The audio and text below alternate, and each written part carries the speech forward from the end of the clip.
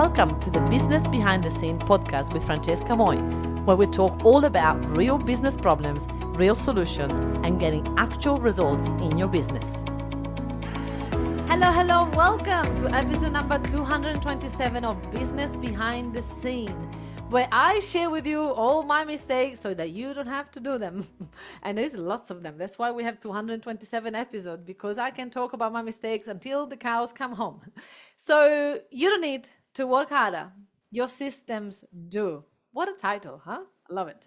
What really that means is that we need to scale the business, but there is a lot of us that believe that scaling the business means working harder.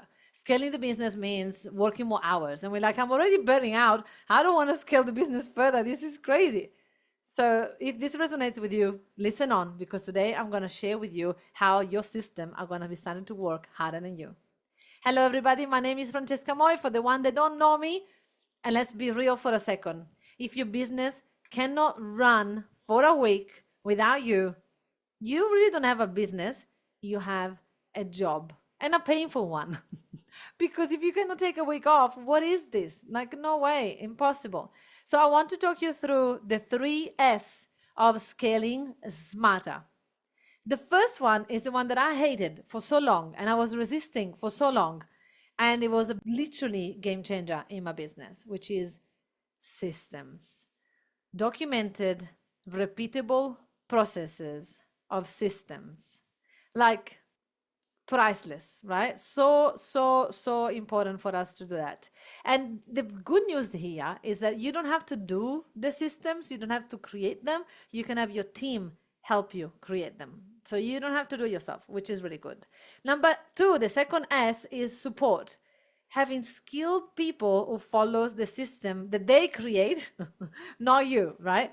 Very important. If we don't have the support, what's the point? What's the deal? What are we going to do with this, right? And number 3 is self-leadership. Trusting your team enough for you to let go. This is the hardest one ever for us control freaks. I'm a recover for, I don't even think I'm a recovery because I'm still there sometimes. But recovery freak is like, control freak is like my thing. I didn't think that anybody would do it better than me. I'm actually the opposite now. I have the belief, I'm like, I might as well get my team to do this because they're better than me. And they truly are. I love it. So most CEOs keep to number 3. Okay, like, let's go straight to the self-leadership, right? But that's where the burnout begins. Scaling isn't about adding more to your plate. It's about refining what's already working so that it can work without you. Literally. So we need to really fine-tune all the processes to make sure that we get to that. At EVS, in our agency that we've been around for a while, we helped hundreds of 7-figure CEOs across Australia, New Zealand, US, you name it, systemize their businesses. It's not just getting a virtual assistant. That's not the point. Getting a virtual assistant and not having systems in place, it means failing for you and for the VA. Our clients, they're not just hiring a virtual assistant just to help. They're building an operational structure that really keeps the business running smoothly, what they can focus on strategy, on things that are going to move the business forward, which is priceless, so important. So that's how I've been able to step out of the daily operation myself. I literally am not involved in the day-to-day things, and my supervisors and systems now handle 90% of what used to be coming to me directly and like hitting me with thousands of questions all the time. So I always say to people, and I also say that to my managerial team, if you're getting questions from the team, that means that you haven't set up systems high enough for your team to be independent. So we need to go back to every question that you have. Why are they asking this? Why they don't have the power to make the decision by themselves, or at least to come up with some solution so that you can just say yes or no to whichever solution they find. So I'm like, something is missing in our system for the team to be not empowered enough for them to really do things. And sometimes I've trained my team so well, literally so well, that some days our Slack channel, which is our communication tool, is quiet. And there's a part of my brain going, is anybody there? Like, why nobody's commenting or asking questions or doing? Because we have such a strong system that everybody knows what they're doing every day, all day, And I can guarantee you they're working because as soon as I message them, they're there and I can see the results. And we are based on results, not on hourly. I don't really care how many hours people work as long as they do the job that they need to do. And I can guarantee you my team are very busy. I can tell. But the thing is, why do we have that feeling that we need busy noise for us to believe that people are working? Very interesting, right? So I base my result, my understanding from my business, my team are working or not based on results, based on the output, based on, is the business working, right? The client's happy, are the clients impressed? That's where that's the difference. So we have a client. I wanted to share a story about a client of ours in finance. Let's call him Tim.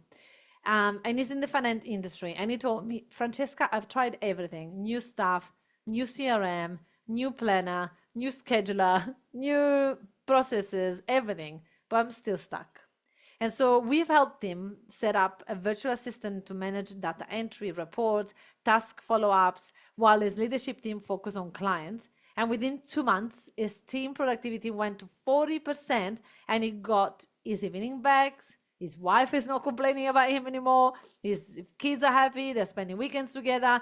And this is the difference between really working on processes rather than just micromanaging everybody, right? So the difference between hustle growth and structure scaling, which is so cool. So look, very short and sharp today. We like to keep the podcast, as you guys requested, under 10 minutes, which I love. It's very hard for me because I can talk underwater. So here's the reflection. If you stepped away from your business for 30 days, what would break first? That's the system that you need to build next so that you can walk away from the business and not have it break. So if you want to learn how to build it properly, just stop by at my Stop the Bottlenecks Free the CEO Masterclass coming up online. Check it out, and I would love to see you there to be able to help you scale smarter, not harder. See you there. Thank you so much for listening to this amazing podcast. Now, if you enjoyed this, you're definitely going to love my Facebook group where I've got over 11,000 people in it, and they're all business owners successful like you. It's called the Successful Entrepreneur Lounge, and in there I do classes every week, and I get to interview my clients, and I get to teach you all the things that I've done to get my business to 100K plus a month. So I look forward to have you in there. It's called the Successful Entrepreneur Lounge Facebook group in Facebook. I look forward to see you there. Ciao.